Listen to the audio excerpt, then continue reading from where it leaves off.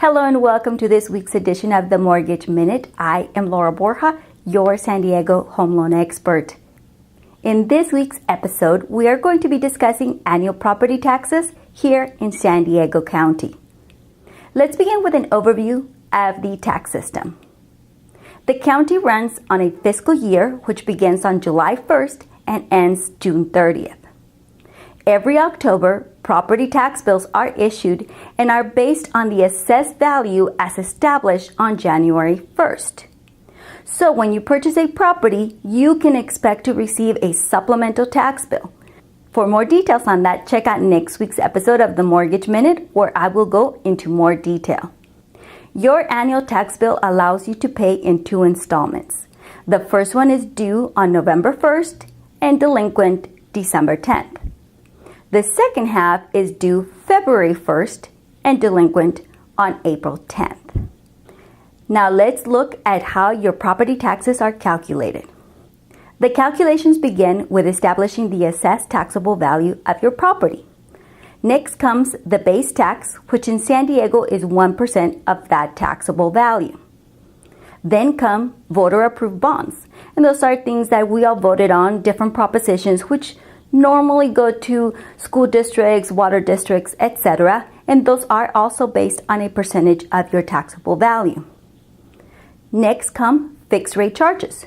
Those are set amounts, and they usually go for things like mosquito control, vector disease control, as well as Mello-Roos.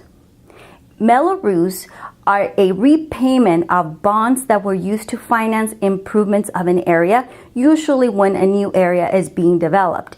And they pay for things like schools, parks, roads, sewage, police, fire, etc.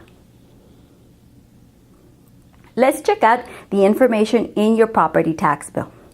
At the top of the bill, you're going to see the established assessed value of your property. If you disagree with the amount, there is a process for you to appeal it through the tax assessor's office. The next section shows what is actually being collected, and it's broken down by category: your base tax, any voter-approved bonds, as well as any fixed rate charges. The bottom of the bill has the 2 vouchers for you to pay the first and second installment of your tax bill. Now, if you have an impound account, what you get is actually a copy, and it is stamped copy so that you have it for your records, but your annual property tax bill will be sent to your mortgage company to be paid out of your impound account. So there you have it, a quick look at annual property taxes here in San Diego County.